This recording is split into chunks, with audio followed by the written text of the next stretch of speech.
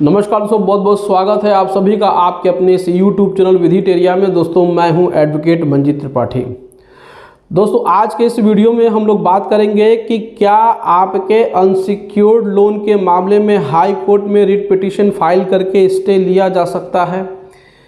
अगर आपने बैंकों से अलग अलग बैंकों से एक बहुत बड़ा अमाउंट अनसिक्योर्ड लोन के रूप में लिया है और आप उसको पेमेंट नहीं कर पा रहे हैं और बैंक आपके ऊपर लीगल एक्शन ले रहे हैं, बैंक आपको रिकवरी के लिए लीगल एक्शन ले रहे हैं, तो क्या आप रिट पिटीशन जो आर्टिकल 226 है भारतीय संविधान का, उसके तहत आप अपने राज्य के हाई कोर्ट में रिट पिटीशन फाइल करके स्टे ऑर्डर ले सकते हैं कि नहीं।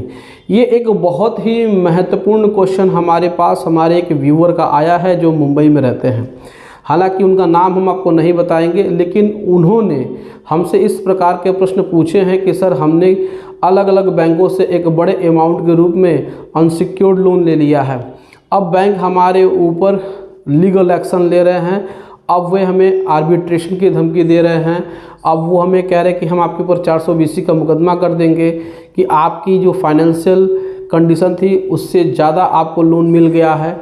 तो क्या ऐसे सिचुएशन में हम अपना बचाव रिट पिटीशन फाइल करके कर सकते हैं कि नहीं। हालांकि ऐसे संबंध में उन्होंने एक अपने लोकल लॉयर से भी बात की, तो उसी लोकल लॉयर ने इनको ये सलाह दी। तो क्या इस प्रकार की चीज़ें आपके साथ भी हो सकती हैं, इस बात को समझना बहुत ज़्यादा ज़रूरी है। दोस्तों देखिए, कानून की बारीकियों को समझना बहुत ज़्यादा ज़रूरी है। जब भी आप किसी बैंक से लोन लेते हैं या फिर लोन लेने वाले हैं या लिए हुए हैं, तो आपके साथ क्या क्या चीज़ें हो सकती हैं और इसका बचाव भी कैसे आप कर सकते हैं, ये भी आपको जानकारी रखनी होगी।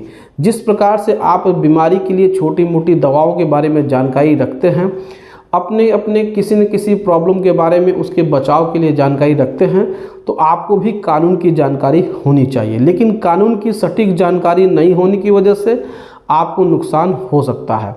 अब देखिए, जब भी किसी के पास इन्फॉर्मेशन नहीं होती है तो वो इस प्रकार की अनर्गल इन्फॉर्मेशन अपने क्लाइंट्स को देते हैं। देखिए, एक एडवोकेट की गलत सलाह से क्लाइंट को बहुत ज़्यादा नुकसान हो सकता है। अब यहाँ पे हम बात करते हैं कि रिट पिटीशन का उद्देश्य क्या होता है। रिट पिटीशन का उद्देश्य यही होता है कि आम जनता की जो परेशानी है उसको माननीय उच्च न्यायालय के सामने रखा जाए और उस पर एक प्रकार से स्थगन आदेश लिया जाए, यानी कि स्टे ऑर्डर लिया जाए, लेकिन वो किसी एक्शन के विरुद्ध होना चाहिए। अब यहाँ पर क्या है कि बैंक ने आपको अनसिक्योर्ड लोन दिया, इसमें आपकी जो भी चीज़ें थी, लेकिन जब वो रिकवरी कर रहा है तो वो लीगल एक्शन ले रहा है, वो सही ले रहा है। अगर वो गलत लेगा तो उसके लिए गलत तरीके से जो सिविल कोर्ट्स में मामले चलेंगे उसमें आप जाएंगे, न कि आप हाई कोर्ट में रिट फाइल करके स्टे लेंगे। क्योंकि देखिए, हाई कोर्ट आपको स्टे नहीं देगा, वो सीधे सीधे कह देगा कि नहीं, ये मामला हाई कोर्ट का नहीं बनता है, हाई कोर्ट के क्षेत्र अधिकार का नहीं है। लेकिन ऐसे सिचुएशन में आप गलत व्यक्ति के हाथों में पड़ जाते हैं तो फिर वो आपसे पैसे भी ले लेता है और आपका पैसा और समय दोनों बर्बाद होता है। इसीलिए अनसिक्योर्ड लोन के मामले में हाई कोर्ट में आप रिट पिटीशन नहीं फाइल कर सकते हैं। वहाँ पे बैंक जो भी लीगल एक्शन ले रहा है, जो भी रिकवरी कर रहा है, वो अकॉर्डिंग टू लॉ कर रहा है, कानून के अनुसार कर रहा है। लेकिन अगर आपका सिक्योर्ड लोन है तो आप उसमें जा सकते हैं, आप उसमें अपनी संपत्ति की नीलामी के लिए आप स्टे ऑर्डर ले सकते हैं, स्टे एप्लीकेशन फाइल कर सकते हैं, वहाँ पे आपका केस मेंटेन हो जाएगा। लेकिन अनसिक्योर्ड लोन के मामले में ऐसा कभी नहीं देखा गया है कि यहाँ पे बैंक की रिकवरी को रोकने के लिए हाई कोर्ट आपको स्टे दे। क्योंकि बैंक हमेशा जब अनसिक्योर्ड लोन देता है तो उसमें जो रिकवरी करता है वो लीगल तरीके से कर रहा है। क्योंकि अगर आपने चेक दिया है तो वो चेक बाउंस का मुकदमा करेगा, वो भी लीगल है।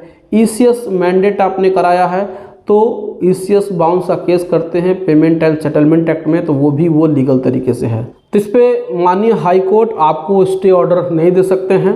ये जो बातें कर रहे हैं वो गलत है। तो इसमें आप भी सीख ले सकते हैं कि अगर आपने भी अनसिक्योर्ड लोन लिया हुआ है और बैंक लीगल एक्शन ले रहे हैं, रिकवरी कर रहे हैं, तो आप हाई कोर्ट में नहीं जा सकते हैं। अगर बैंक गलत तरीके से 420 का मुकदमा सिविल कोर्ट में किया है तो आप उसी का ऑब्जेक्शन एप्लीकेशन यानी कि रिटन स्टेटमेंट सबमिट करें और वहाँ पे उसको चैलेंज करें, और वहाँ से नहीं होता है तब इसको आप हाई कोर्ट में, सीआरपीसी का सेक्शन 482 है 482, आप उसमें जा कर के इसको चैलेंज कर सकते हैं, इसको क्वेश करा सकते हैं।